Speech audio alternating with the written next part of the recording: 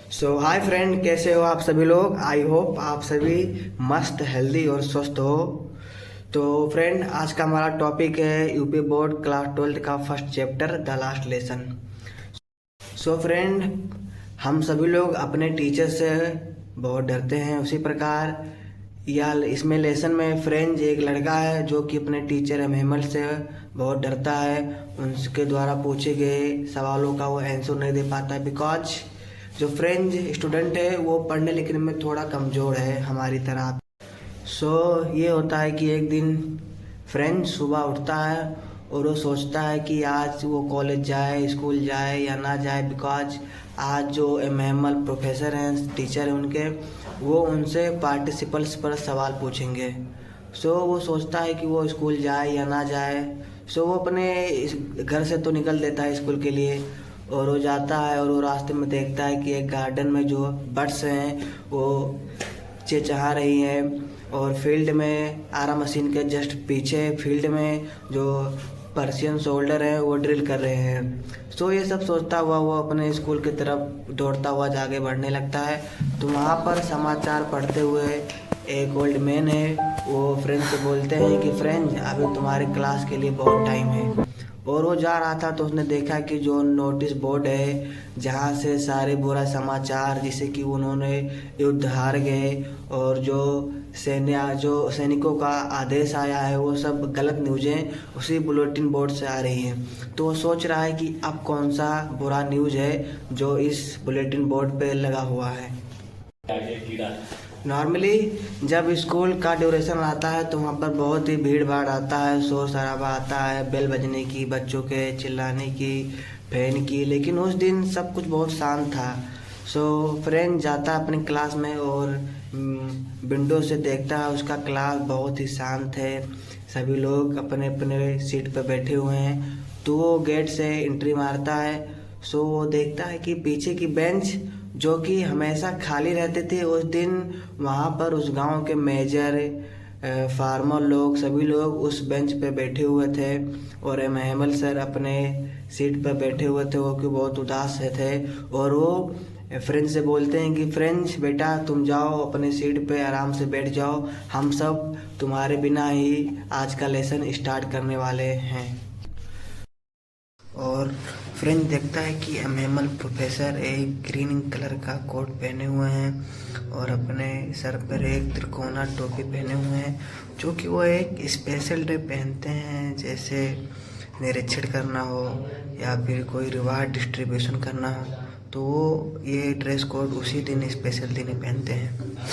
और MML sir अपने chair से खड़े होकर बोलते हैं, डियर स्टूडेंट, यह हमारा आज फ्रेंच लैंग्वेज का लास्ट लेसन है, द लास्ट लेसन, क्योंकि बर्लिन से ऑर्डर आया है कि अल्सेक और लॉरेंस के स्कूलों में सिर्फ जर्मन लैंग्वेज ही पढ़ाया जाएगा, और तुम्हारा जर्मन लैंग्वेज का नया मास्टर कल आने वाला।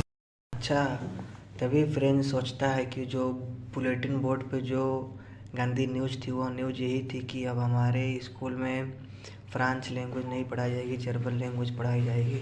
उदास होता है और सोचता है कि अभी वह फ्रेंच लैंग्वेज जस्ट सीखना स्टार्ट ही किया था कि अब उसे फ्रेंच लैंग्वेज नहीं पढ़ाई जाएगी। उसे ग्रामर की जो किताबें बहुत भारी लगती थी, अचानक उसे वो किताबें बहुत प्यारी लगने लगी हैं, और वो अपने उन किताबों को बहुत दयालुता पूर्वक से देख रहा है। तो फ्रेंड सोचता है, अच्छा, इसलिए एमएमएल सर आज नया ड्रेस कोड पहन के आए हुए हैं, और जो मेजर, जो फार्मर और जो ओल्ड मैन लोग हैं, वो लोग इनको फेयरवेल करने के लिए आए हैं, जो कि लोग बहुत ही भावुक, बहुत ही सैड में आए हुए हैं, वो एमएमएल सर को फेयरवेल कर। तभी फ्रेंच को कोई पुकारता है कि मुझे पार्टिसिपल का पहला शब्द भी नहीं आएगा, और जब एमएमएल सर मुझसे पूछेंगे तो मैं उनको क्या बताऊंगा। यह सोचते हुए वह अपना सर नीचे करता है, नीचे किए हुए रहता है, बड़ा हुआ रहता है। तभी उस एमएमएल सर ने उसको बुलाते हैं, फ्रेंच को, और बोलते हैं कि लिटिल फ्रेंच, छोटे फ्रेंच, कोई बात नहीं, मैं तुमसे आज पार्टिसिपल्स नहीं पूछने वाला हूँ। और बोलते हैं कि देखो लिटिल फ्रेंच, हम लोग ऐसे हैं ना कि हम लोगों को आज करना चाहिए वो हम लोग कल के लिए छोड़ देते हैं। और देखो ऐसा करते करते हम लोग अभी कहाँ तक पहुँच गए हैं। अब मैं कल स्कूल से जाने वाला हूँ और तुम्हारी फ्रेंच लैंग्वेज, जो कि तुम फ्रांसीसी हो तो तुम्हें फ्रांस लैंग्वेज आना बहुत ज़रूरी है।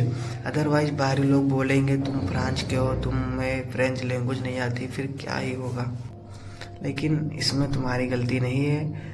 हम लोगों को अपने आप को दिखाने के लिए बहुत सारे कारक एमएमएल बोलते हैं कि देखो तुम्हारे जो पेरेंट्स हैं वो भी बहुत ही उत्सुक नहीं थे कि तुम कुछ पढ़ो कुछ सीखो, इसलिए वो तुम्हें मीलों पर और खेतों में काम करने के लिए भेज देते थे, जिससे उन्हें कुछ पैसा प्राप्त होता था। और इसमें मेरा भी दोष है।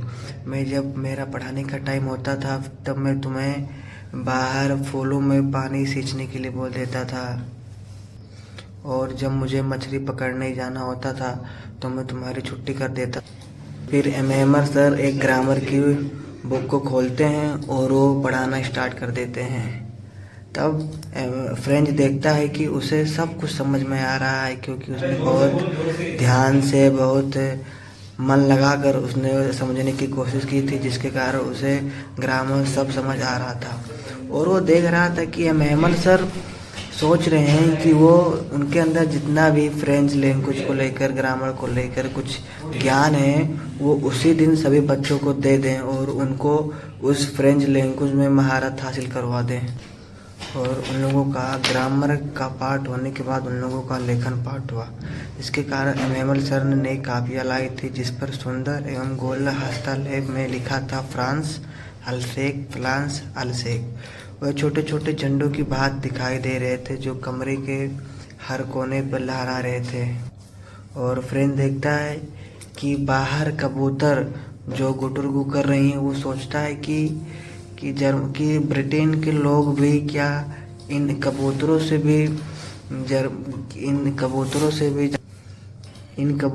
भी जर्मन भाषा बोलवाएंगे, या फ्रेंच सोच रहा।